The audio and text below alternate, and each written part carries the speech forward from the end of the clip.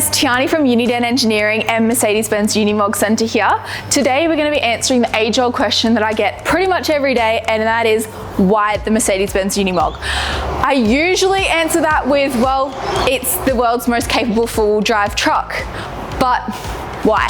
What premise do I have to stand on to make that claim? Other than the fact it has been voted that the last 14 years running, but we better get into answering the actual questions, why, and going from there. Okay, so we're only going to be talking about factory options. So from the factory, as a cab chassis, this is the truck that is rated as the world's most capable four-wheel drive truck. Unlike normal 4x4 cars, other 4x4 trucks, where you have to get the vehicle and then add stuff afterwards to make it semi-capable, this is all direct from the factory. Nothing else needs to be added to get yourself on the road in, as I said, the world's most capable four-wheel drive truck. So let's get going. The first thing that people notice is obviously the ground clearance. So we do have approximately 500 millimeters of ground clearance, which you're not really going to see much else on the road with that type of clearance. And that's made up of quite a few things. So one, starting with the tires. So we have 46-inch tires. And I will go back to that phrase that I was saying before about other vehicles. So many people, they're reaching for their 35-inch tires, their 37-inch tires, and then we're getting into the illegal parameters on your normal full drive vehicles. And then obviously your trucks, some are pushing the 40 inches, whatnot, but we've gone straight to 46 inches. This is directly from the factory. So we're not gonna get in trouble. There's no extra engineering, not having to lift it. Everything is set up to suit these tires, which is really cool. From there, we have our coil springs. So it is coils all round, which makes for a much comfier ride on-road and off-road. I know going off-road in your traditional off-road trucks, off-road cars, you are gonna get shaken up in a normal vehicle, whereas this is really, really comfortable. You can go over your corrugations and essentially not really feel a thing. It's like a light buzz rather than getting smacked around, which is obviously a lot better for the truck and also for our kidneys. I know the first thing a lot of us want to do when we get a new vehicle, like your full drive trucks, your full drive cars, is increasing the tire size so that it does look a lot better. Obviously, we've got the big tires, so we don't need to worry about that, but coupling those big tires with the solid axle means you're not going to have those issues that you normally have when you make those different modifications aftermarket. Obviously, the main contributor to such a high clearance is the portals. Need I say more?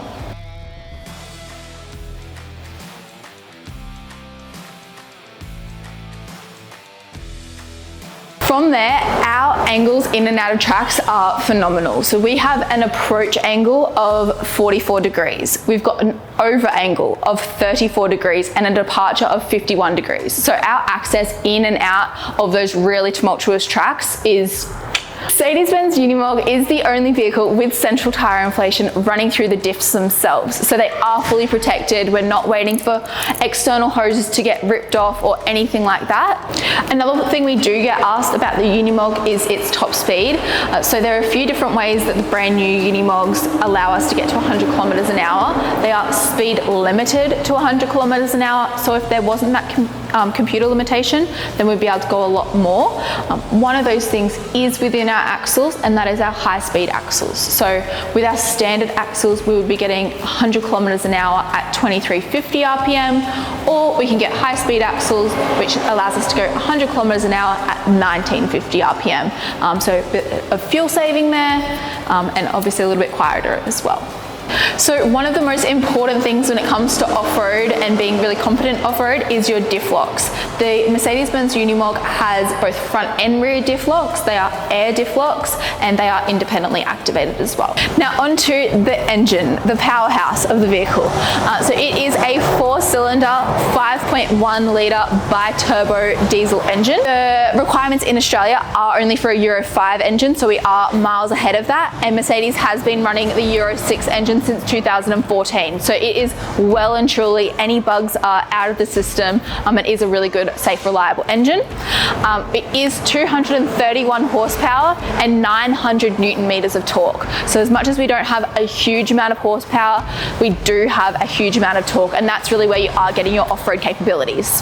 Then onto our transmission. So the gearbox in this one is a UG 100 gearbox.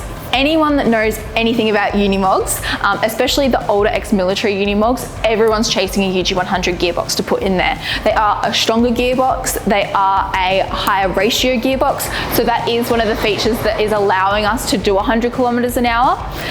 From there, we can also put working group, so that is our extra low range. Our standard gearbox has our 8 forward, 6 reverse. Our working group gives an additional 8 gears. Your third gear in working group is equivalent to first in normal range, so you can imagine you're getting a lot more control, your lower speeds, allowing you to rock crawl, get over rocky terrain, all of that sort of thing with a lot more control. So a big reason that the high mobility or UHE Unimog is being used all around the world for emergency services is because of its deep water fording. So snorkel from factory, we don't have to chop into anything to add that, because I know a lot of people have to do that, which is a little bit scary, chopping into a new vehicle. None of that, straight from the factory. Our standard water fording on this is 800 mil. Then from the factory, we just tick a box and that's straight up to 1.2 meters. So there is not much that you can't get through. It's not a boat, but you're gonna get a lot further than pretty much anything else on the market. Payload. So what can we put on the back of here? We are just gonna be talking about cab chassis. So obviously as soon as we put trays, bull bars, scrub bars, all of that sort of thing, then what we can put on the back of it is going to be a bit more limited, but you know, they don't weigh heaps and heaps. So with the UHE Unimog, there are actually 2 models. There's the U4023 and the U5023. Now the reason that I haven't really spoken too much about them this far into the video is because they're essentially identical. Looking at them to the unknowing eye, you wouldn't know anything different other than the 4 on the side and the 5 on the side. The 4023 is about 10 centimeters shorter. Other than that, you really wouldn't know.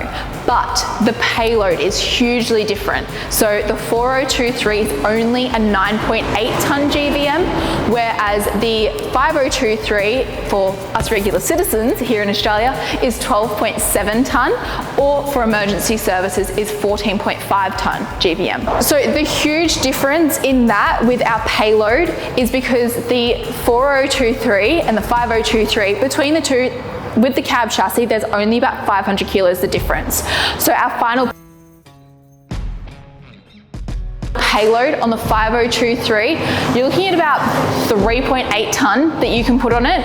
With the 5023, you can put 6.2 as a regular civilian, or 14.5 with your sovereign rights if you are an emergency services department.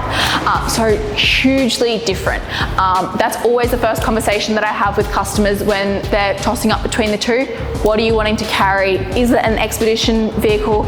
Are you wanting heaps of water, heaps of fuel, heaps of protection with your bar work? Obviously all of those things add up. We want to make sure that we can also put our socks and our jocks and everything else in our camping setup, and then obviously emergency services slightly different.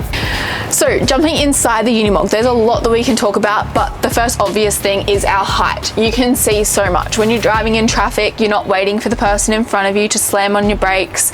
You can see what's going on for quite a fair while, and it's actually a very safe way to drive.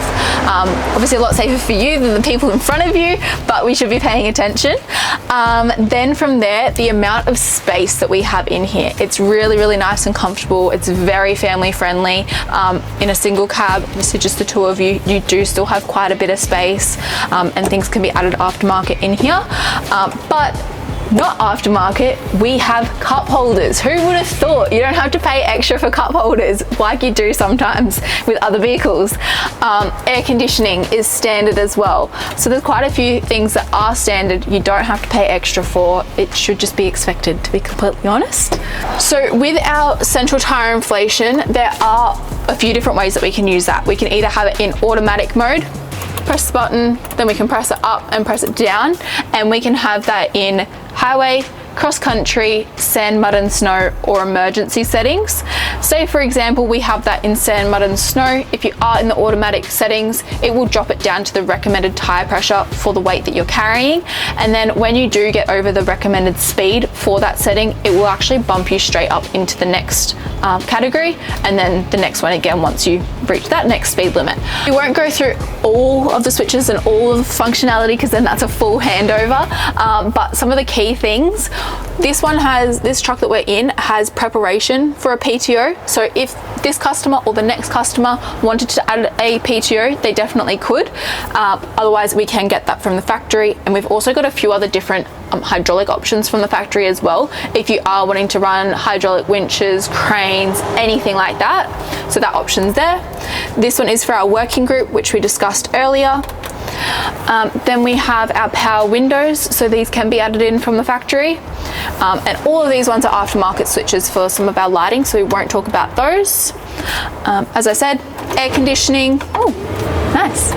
A nice feature is that we do have our multifunction steering wheel. So if you do have the factory radio, you do have your controls for that here.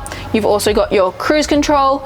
So obviously that's a very nice thing to have. And then you've got your controls for your dash as well. So there's not too much moving around that you need to do. It is very safe. So over this side, there is some really nice functionality of the Unimog. We've got our exhaust brake, and unlike most trucks, I'm not talking about our smaller vehicles now, I am talking about our big trucks without engine brakes, and they make that horrible noise. You can't drive with engine brakes through built up areas. You cannot hear this at all. It is really good feature. If you use it properly, your brake's going to last a very, very long time. But even more excitingly, so this Unimog and pretty much every Unimog that we purchase brand new is spec'd with EAS. Now that's electronic auto shift. So we do have a manual gearbox, that's always the case, but it has our electronic controls over the top of it. So we literally switch this one, D for drive, press your foot on the accelerator, and you're good to go. But in extreme off-road situations where you want to have the control or the brains of the vehicle over your clutch, we just flick this one here, and your clutch drops out, and then you're driving it as a complete automatic. One stock standard thing with the brand new Unimogs is that your driver's seat is always spec'd as an air ride seat. We can then go and add that as the passenger seat option, and also the kids in the back, we can put air ride seats as well, but always stock standard driver is living in comfort. Now, this one is even additionally upgraded, so they have heated seats with additional lumbar support. So these ones are extra, but then all of these ones here, there's so many different options. You've got your weight options, your tilting options, so many different things to make sure that your long-term traveling is really comfortable. So some final important things. Obviously, as I said, everything that we've spoken about is a factory feature. So everything is covered under your factory warranty. The standard warranty, well, over in Germany, they only have 1 year, but over here in Australia, we do cover the 3 years and 4,000 engine hours. So you are well and truly covered for anything that happens. And then we go on to the maintenance of the Unimog. So everyone thinks big truck, big maintenance bill. Absolutely not the case. Mercedes actually wins awards for their limited servicing costs. With the Unimog, they do have an intuitive system. So there is sensors, say for example, on your filter, your air filter. There is a sensor on one side testing the pressure and a filter on the other side testing the pressure. If it comes to, let's say, your second year service, you've done bugger all kilometers, it's going to know that that pressure is the same. We don't have to worry about it. But if you've been going out in bull dust and really harsh conditions and you've done thousands and thousands of kilometers in those conditions, it is going to tell our team, hey, we need to look at this, whether it's cleaning it or replacing it. That way we are only doing what needs to be done. Otherwise, it's just your minimum maintenance to keep up your warranty.